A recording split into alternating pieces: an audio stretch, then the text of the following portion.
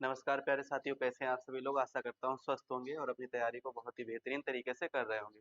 दोस्तों, जैसा कि आप सभी को पता है कि यूपीएससी ईपीएफओ की वैकेंसी जो है वो बहुत जल्द आने वाली है। तो इसका नोटिफिकेशन कब तक आ जाएगा और क्या-क्या इसकी रणनीति रहने वाली है, आज के इस सेशन में हम कंप्लीट चर्चा करने वाले हैं। ईपीएफओ की वैकेंसी बहुत ही इंपॉर्टेंट वैकेंसी होती है, क्योंकि इसमें कोई भी देखिए आप मेंस का एग्जाम नहीं होता है।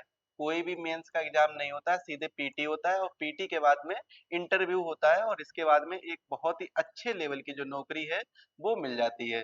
तो इसीलिए बहुत ही महत्वपूर्ण वैकेंसी में से एक मानी जाती है। अच्छा खासा पे स्केल होता है और काफी ज्यादा इसमें बहुत सी सुविधाएं भी दी जाती हैं। इसके बारे में हम डिटेल से चर्चा करेंगे। पहले हम ये जान लेते हैं कि आखिर इसका नोटिफिकेशन जो है वो कब तक आ जाएगा। अभी देखिए 20 अप्रैल को एक आरटीआई का जवाब आया था आयोग की तरफ से। उसमें देखिए आरटीआई की रिपोर्ट के आधार पर हम सारी चीजें बता रहे हैं। तो 20 अप्रैल 2026 को आरटीआई की रिपोर्ट आई थी। इसमें जो बताया गया था पदों की संख्या बताई गई थी, जिसमें जो असिस्टेंट कमिश्नर के लिए जो पद डिसाइड किए गए थे वो 80 पद, और साथ ही साथ में ईओ के लिए, इन्फोर्समेंट ऑफिसर के लिए कितना किया गया था, 311 पद। यानी टोटल 391 पदों की इस बार वैकेंसी आएगी ईपीएफओ की। ईपीएफओ की जो वैकेंसी है वो कितने पदों के लिए आएगी, 391 पदों के लिए। और बहुत ही इंपॉर्टेंट और बहुत ही ज्यादा वैकेंसी है। इसके लिए हम तैयारी स्टार्ट करवाएंगे आपको। साथ ही में देखिए हम 2023 में जब वैकेंसी आई थी इसकी, तब नवंबर 2022 में इसका क्या है, एक आरटीआई के माध्यम से आया था। और इसमें 3 आरटीआई की रिपोर्ट आई थी और 3 महीने बाद उसके बाद में नोटिफिकेशन आया था। कब आया था? मध्य फरवरी 2023 में इसका नोटिफिकेशन आ गया था। आरटीआई कब डाली गई थी? नवंबर 2022 में। और नोटिफिकेशन आया था आरटीआई की रिपोर्ट के बाद में, 2-3 महीने बाद लगभग रिपोर्ट में आया था, ये नोटिफिकेशन आया था रिपोर्ट के 3 महीने बाद। और जब नोटिफिकेशन आया था उसके ठीक 120 दिन बाद, यानी 4 महीने के गैप में क्या कराया गया था, इसका एग्जाम कंडक्ट कराया गया था 2 जुलाई 2023 को। तो ये तो रहा था 2023 का साइकिल। इसी हिसाब से अभी 2025 में जो वैकेंसी आई थी उसकी साइकिल क्या थी? उसकी साइकिल थी कि मार्च 2025 में क्या आया था, मार्च 2025 में जो आया था, इसमें आरटीआई की रिपोर्ट आई थी, जिसमें 74 एपीएफसी की और 156 ईओ एओ की पोस्ट के लिए यहाँ पर आरटीआई में रिपोर्ट दी गई थी। इसके ठीक 4 साढ़े 4 महीने का गैप हुआ था और जुलाई 2025 के अंत में क्या आ गया था, नोटिफिकेशन आ गया था। पिछली बार जुलाई 2025 में नोटिफिकेशन आ गया था और इसमें ठीक 120 दिन का गैप मिला था। और 4 महीने के गैप के बाद में 30 नवंबर 2025 को एग्जाम कंडक्ट करा लिया गया था। और इस बार जो रिपोर्ट आई है वो कब आई है? इस बार की जो रिपोर्ट आई है वो आई है 20 अप्रैल 2026 को। इस बार की रिपोर्ट कब आई है? 20 अप्रैल 2026 को। अगर हम अप्रोक्स मान के चले, यहाँ से 4 महीने भी मानते हैं, 4 महीने के बाद में इसका क्या आ जाएगा, एक ऑफिशियल नोटिफिकेशन आ जाएगा। क्या आ जाएगा भाई? ऑफिशियल नोटिफिकेशन आ जाएगा। तो मतलब आपका जो ईपीएफओ की वैकेंसी का इंतजार है वो बहुत ही जल्द खत्म होने वाला है। इसका नोटिफिकेशन जो है वो आने ही वाला है, बहुत जल्द आ जाएगा। यानी ये जो 2026 की वैकेंसी है, इसके वैकेंसी का जो नोटिफिकेशन डेट तो अभी तो पता नहीं चला है, लेकिन जो यहाँ पर अप्रैल अप्रैल में आया था, अप्रैल में आरटीआई की रिपोर्ट आई थी। तो अप्रैल के अगर हम 4 महीने बाद भी जोड़ेंगे, यानी अप्रैल, मई, जून, जुलाई, अगस्त, तो यहाँ तक अगस्त या जुलाई के लास्ट तक क्या है, नोटिफिकेशन आ सकता है। या तो जुलाई में आ जाएगा, या तो अगस्त के स्टार्टिंग में आ जाएगा, या जुलाई के लास्ट तक नोटिफिकेशन आ जाएगा। तो मई, जून, जुलाई का अभी जो हमारा चल रहा है वो कौन सा चल रहा है? जून का महीना चल रहा है। तो हम तैयारी भी अभी से स्टार्ट करेंगे, किस प्रकार से करेंगे उसके भी जान लेते हैं। नोटिफिकेशन का जो समय है वो 4 से 5 महीने का लगभग समय हो जाता है जब भी आरटीआई की रिपोर्ट आती है। तो रिपोर्ट जो है वो कब आई थी? 20 अप्रैल को आई है। अगर इसका 4 महीने भी मान लेते हैं तो, और जब भी नोटिफिकेशन आएगा उसके ठीक 120 दिन बाद क्या है, एग्जाम होने की संभावना रहती है। लगभग 120 दिन का समय मिलेगा और आपका एग्जाम कंडक्ट करा लिया जाएगा। मतलब 4 महीने का समय तो मिलता ही है। अब देखिए 20 अप्रैल 2026 को आरटीआई की रिपोर्ट की डेट थी। यहाँ पर आरटीआई पूछा गया था, इंफॉर्मेशन ली गई थी, उस इंफॉर्मेशन का जो जवाब आया था वो 20 अप्रैल 2026 को जवाब आया था। इसके अगर हम 4 से 5 महीने का गैप देख लेते हैं, क्योंकि आरटीआई की रिपोर्ट के बाद में पिछली 2 वैकेंसी में 4 से 5 महीने का ही गैप लगभग मिला है। तभी उसके बाद में क्या मिला है, ये 4 से 5 महीने का गैप मिला है। उसके बाद में क्या रिलीज किया गया है, नोटिफिकेशन यूपीएससी ने रिलीज किया है।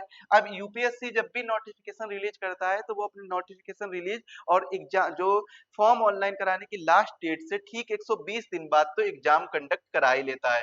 120 से 130 हो सकता है, 140 दिन भी हो सकते हैं, वो रिजर्व डेट के हिसाब से चलेगा, क्योंकि इसकी डेट पहले से ही कोई डिसाइड नहीं होती है। जो यूपीएससी के कैलेंडर में जो रिजर्व डेट होती हैं, उन्हीं रिजर्व डेट में क्या कराया जाता है, एग्जाम कराया जाता है। तो अगर 4 से 5 महीने का समय देखते हैं तो अगस्त या जुलाई के लास्ट में भी आ सकता है, जरूरी नहीं 4 से 5 महीने, क्योंकि 2023 में कितना समय लगा था, 2023 में लगभग 3 महीने या 4 महीने का समय लगा था, नोटिफिकेशन आ गया था आरटीआई की रिपोर्ट के बाद में। तो ये अगस्त से सितंबर तक चांसेस इसके क्या है, नोटिफिकेशन आने के। नोटिफिकेशन आने के चांसेस कब हैं, अगस्त से सितंबर तक, और जुलाई लास्ट में भी आ सकता है। अगर पिछली साइकिल को देखा जाए तो ये अगस्त में तो आना ही बिल्कुल तय है। यानी अगस्त में क्या है, अगस्त में आपका नोटिफिकेशन रिलीज कर दिया जाएगा। ईपीएफओ का जो नोटिफिकेशन है वो लगभग आपके अगस्त महीने में रिलीज हो जाएगा, जुलाई के लास्ट महीने में भी रिलीज हो सकता है। तो ये सारी चीजें। अब देखिए डेट देखते हैं कि एग्जाम डेट आखिर कब हो सकता है, कौन सी डेट है जो संभावित तिथि सबसे ज्यादा बन रही है। एक बार हम कैलेंडर देखेंगे सबसे पहले। एक बार ये यूपीएससी का कैलेंडर है, आप लोग देखिए। अभी जो महीना चल रहा है वो कौन सा चल रहा है, जून चल रहा है। तो जून में आप देख रहे हो यहाँ से, तो इसके बाद में जो पहली रिजर्व डेट है वो कौन है, जून के बाद में पहली रिजर्व डेट है जुलाई वाली। यानी ये 4 जुलाई को जो पहली रिजर्व डेट है, ये 4 जुलाई को है। क्या इसमें एग्जाम तो हो नहीं सकता, क्योंकि इस समय तो नोटिफिकेशन ही नहीं आया होगा। जब यहाँ पर नोटिफिकेशन ही नहीं आया है तो क्या हो जाएगा, क्या एग्जाम कंडक्ट करा लिया जाएगा, तो नोटिफिकेशन ना आने के साथ में एग्जाम भी कंडक्ट नहीं होगा। फिर इसके बाद में दूसरी जो रिजर्व डेट है वो कब की है, वो है भाई अगस्त की। वो कब की है, अगस्त की। तो अगर नोटिफिकेशन मान लेते हैं अगस्त में आया है, तो फॉर्म भी तो लगभग 20 से 30 दिन चलेंगे, तो यहाँ पर भी नोटिफिकेशन आ भी सकता है या नहीं भी हो सकता है। और अगर आ गया होगा तो फॉर्म अप्लाई हो रहे होंगे, तो ये वाली भी डेट नहीं हो सकती है। फिर इसके बाद हम बात करते हैं, ये एक डेट और डिसाइड की गई कब, सितंबर की। सितंबर में कब है, 26 सितंबर 2026 को। तो अगर नोटिफिकेशन अगस्त में आएगा तो ये इस समय तो फॉर्म ही अप्लाई हो रहे होंगे। जब फॉर्म अप्लाई हो रहे होंगे तो यहाँ से तो टाइम मिलेगा नहीं। 120 दिन का मिनिमम टाइम तो देता है ना आयोग, 120 दिन का टाइम देता है मिनिमम, वो पूरा नहीं कर रहा होगा तो यहाँ पर भी एग्जाम नहीं होगा।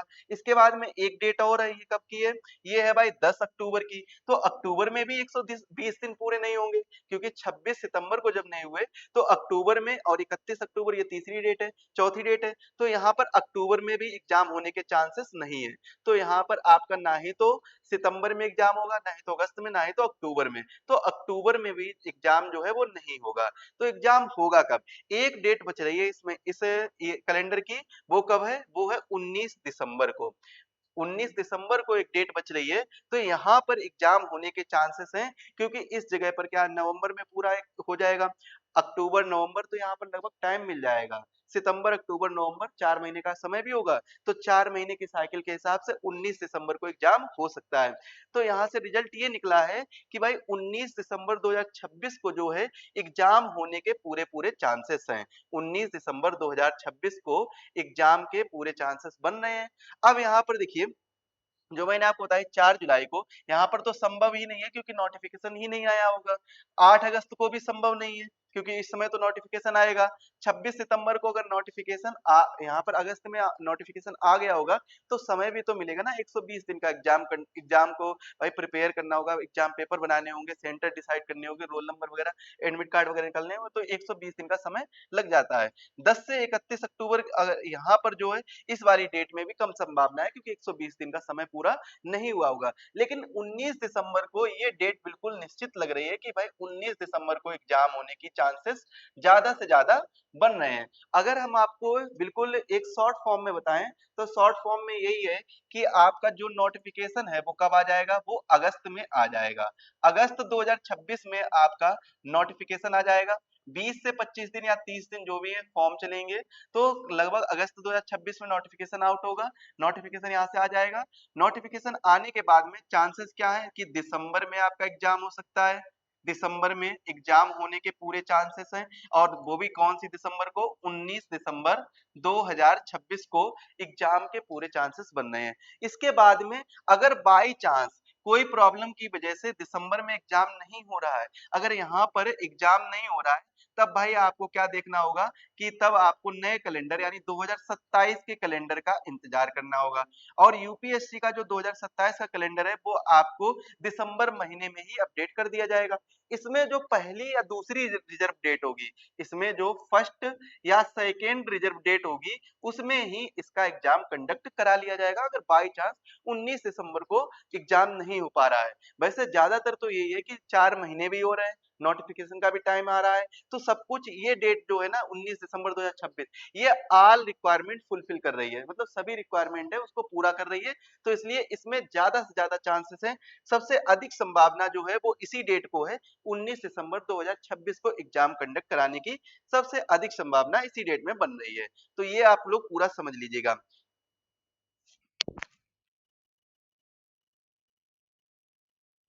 अब देखिए 120 दिन का नियम कैसा है, नियम और कैसे ये फाइनल वगैरह ये नियम किस प्रकार से, इसके बारे में हम एक बार और समझ लेते हैं। देखिए अगस्त अंत में अगर क्या आएगा, 25 से 28 अगस्त में अगर इसका नोटिफिकेशन आता है, तो यूपीएससी में केवल 2 दिन ऐसा लिखा है, जिसका मतलब क्या है 19 से 20 दिसंबर, इसमें एक दिन में किसी ना किसी दिन में एग्जाम हो जाएगा। क्योंकि 2 दिन जो रिजर्व डेट है आपने देखी होगी, यहाँ पर देखिए 2 दिन की रिजर्व डेट लिखी है ना, ये देखिए reserve for UPSC RT examination 19/12/2026 कितने दिन के लिए, 2 दिन के लिए, यानी 19 दिसंबर और 20 दिसंबर, सैटरडे और संडे को 2 दिन क्या है। यहाँ पर जो सबसे ज्यादा चांसेस है एग्जाम के वो कब के हैं, या तो 20 दिसंबर को होगा, कब होगा 20 दिसंबर को, या फिर 2027 के कैलेंडर में जो पहली रिजर्व डेट होगी या दूसरी रिजर्व डेट होगी उसमें एग्जाम कंडक्ट करा लिया जाएगा।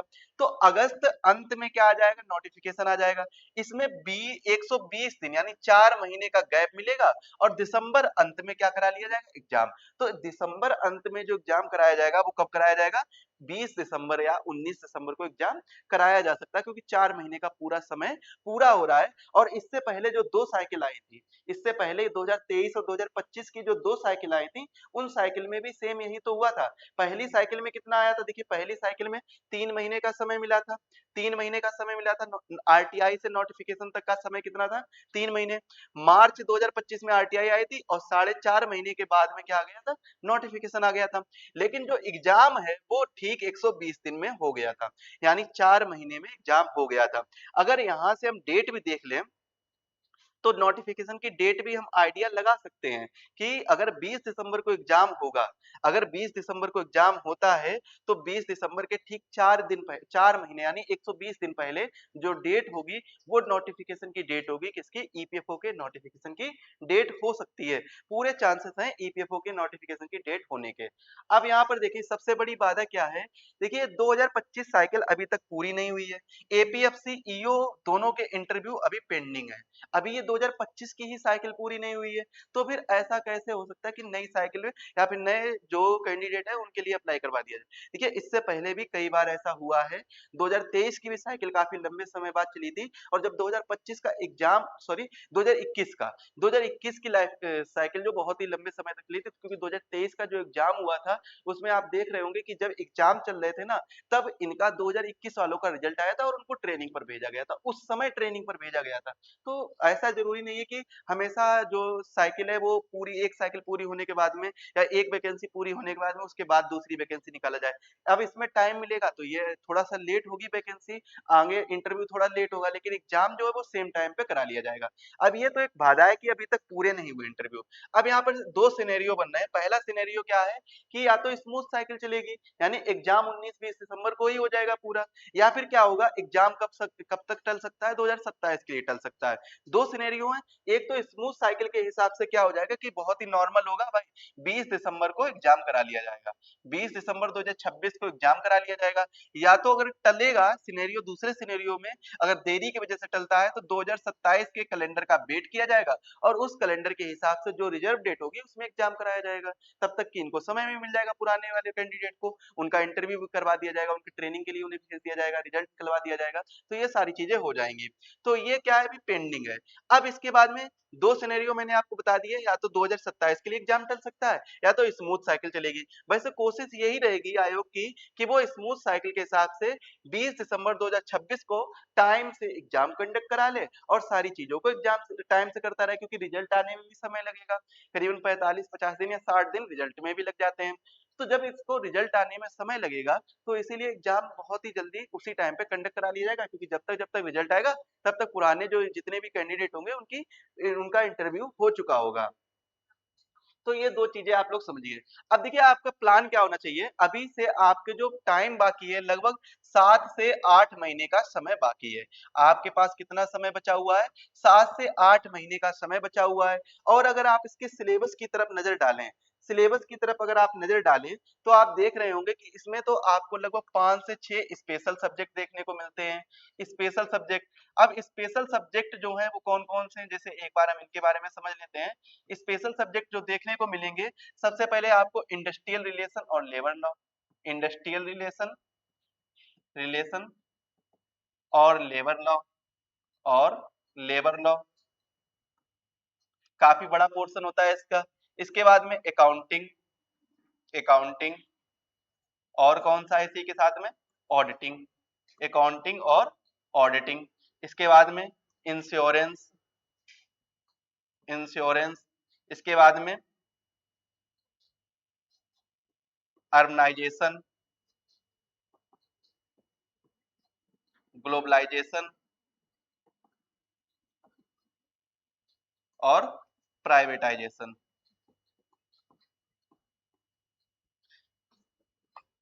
और क्या मिलता है इंश्योरेंस के साथ में? यहाँ पर सोशल सिक्योरिटी भी ऐड कर लीजिए, सोशल सिक्योरिटी हो गया, सोशल सिक्योरिटी। तो ये कुछ आपको स्पेशल सब्जेक्ट यहाँ पर। सेंसस भी देखने को मिलता है, सेंसस अलग से आपको, वैसे तो हर एग्जाम में आता है लेकिन यहाँ पर अलग से बताया गया है। तो ये कुछ स्पेशल सब्जेक्ट आपको देखने को मिलेंगे। बाकी जो भी हमारे जीएस के सब्जेक्ट होते हैं, जीएस में कौन कौन से? एक तो हमारा साइंस हो जाएगा, साइंस का अच्छा एक खासा सिलेबस देखने को मिलता है। साइंस के बाद में हिस्ट्री में आपको केवल मॉडर्न हिस्ट्री पढ़ना होगा। इसके लिए कौन सा पढ़ना होगा? केवल मॉडर्न हिस्ट्री पढ़ना होगा। कंप्यूटर के क्वेश्चन आते हैं, कंप्यूटर भी आ जाता है, कंप्यूटर के क्वेश्चन आते हैं, तो लगभग 10 से 12 क्वेश्चन कंप्यूटर के पूछ लिए जाते हैं, तो इसको भी आपको डिटेल से पढ़ना होगा, अच्छे से सारी चीजें तैयार करनी होंगी। तो साइंस, मॉडर्न हिस्ट्री हो गया, कंप्यूटर हो गया, पॉलिटी हो गया, पॉलिटी से 6-7 क्वेश्चन बनते हैं। इकोनॉमी पूछी जाती है, इकोनॉमी से क्वेश्चन बनते हैं। और साथ में आर्ट एंड कल्चर पूछा जाता है। और क्या पूछा जाता है? Art and culture. तो ये क्या है, आपको जीएस का सिलेबस देखने को मिलता है। इसमें आप लोग करंट अफेयर्स भी ऐड कर लीजिए, करंट अफेयर्स भी देखने को मिलती है। तो ये आपका सिलेबस हो जाता है पूरा। इसके बाद में जीएस के अलावा इंग्लिश के क्वेश्चन पूछे जाते हैं, लगभग 10 से 15 क्वेश्चन इंग्लिश के पूछे जाते हैं।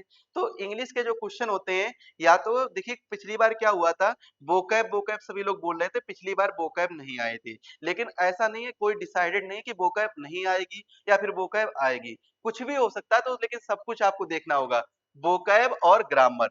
वोकैब के साथ में आपको कंप्लीट ग्रामर देखनी पड़ेगी, और ग्रामर में भी सबसे ज्यादा आपको देखना पड़ेगा कुछ स्टार्टिंग के टॉपिक, और सिंटेक्स सबसे ज्यादा देखने पड़ेंगे। यहाँ से क्वेश्चन अक्सर कर बनते हैं, ट्रांसफॉर्मेशन से भी क्वेश्चन बनते हैं। तो इंग्लिश में वोकैब और ग्रामर पर आप लोग विशेष ध्यान देंगे, यहाँ से क्वेश्चन बन जाएंगे पूरे। आपके 15 क्वेश्चन लगभग यहाँ से बन जाते हैं। तो ये चीज आप लोग याद रखेंगे। तो ये कुछ आपका एक शॉर्ट टर्म में सिलेबस है। इतने सिलेबस को आपको 8 महीने में, लगभग 8 महीने में कवर करना होगा। जब आप 8 महीने में, आपके पास अभी 7 से 8 महीने का टाइम है, तो आप यहाँ से क्या कर सकते हैं? आप ये कर सकते हैं कि 4 महीने के अंदर, 4 महीने के अंदर आप लोग बिल्कुल बेसिक सिलेबस कवर कर लीजिए, बेसिक सिलेबस कवर कर लीजिए। और बेसिक सिलेबस जैसे ही आपका कवर होता है, उसके बाद में आप प्रैक्टिस स्टार्ट करेंगे, प्रैक्टिस। और प्रैक्टिस के साथ साथ में आप मॉक टेस्ट भी लगाना स्टार्ट करेंगे, मॉक टेस्ट। तो उसके बाद में जो आपकी कंप्लीट प्रिपरेशन है वो तैयार हो जाएगी। तो 4 महीने में आपको कंप्लीट सिलेबस करना होगा। 4 महीने के समय में आपको ज्यादा से ज्यादा चीजें जो हैं वो तैयार करनी होंगी। और जो स्पेशल सब्जेक्ट है, इन पर विशेष ध्यान देना होगा, क्योंकि स्पेशल सब्जेक्ट से जो क्वेश्चन आते हैं वो लगभग आपके मान के चलिए 50% का जो सिलेबस है वो स्पेशल सब्जेक्ट का ही है, 50 से 55%। अगर आपने यही केवल तैयार कर लिया तो इसमें भी आपको ज्यादा बेनिफिट मिल जाएगा। लेकिन स्पेशल सब्जेक्ट के जो क्वेश्चन है वो इस प्रकार से बनते हैं कि 60% पूरा तैयार करना बहुत ही मुश्किल पड़ जाता है। अगर कोई ये बात कहता भी है कि हम 60% पूरा का पूरा फंसा देंगे, तो ऐसा कोई भी नहीं कर पाएगा। कि स्पेशल सब्जेक्ट, देखिए एक तो बहुत ज़्यादा बड़े-बड़े लेंदी-लेंदी सब्जेक्ट हैं, उनको पूरा तैयार करने भी मुश्किल होता है। अब जैसे सपोज़ करिए मैंने इंडस्ट्रियल रिलेशन पढ़ना स्टार्ट किया, यानी इंडस्ट्रियल रिलेशन औद्योगिक संबंध पढ़ना स्टार्ट किया। औद्योगिक संबंध की अगर हम बात करें, तो जो इसकी एक रेफरेंस बुक आती है वो लगभग 900 से 1200 पेज की बुक होती है। अब ये बुक पढ़ने के लिए आपको कम से कम 2 से 3 महीने, 2 महीने तो चाहिए ही चाहिए इसको पूरा करने के लिए, 2 महीने, 2 मंथ से कम कहाँ समय लगेगा इतनी बड़ी, इतनी मोटी बुक पढ़ने के लिए। और इसमें से क्वेश्चन कितने आने हैं भाई, 4 से 6 क्वेश्चन आने हैं केवल। तो 6 क्वेश्चन के लिए 900 से 1200 पेज की बुक पढ़ोगे क्या? तो ऐसा नहीं है। एक ऐसी चीज को करते हुए चलिए, ऐसे कंटेंट को पढ़िए जहां से आपके अगर 6 क्वेश्चन आ रहे हैं, तो 6 में 5 क्वेश्चन बिल्कुल 100% सॉल्व हो जाए।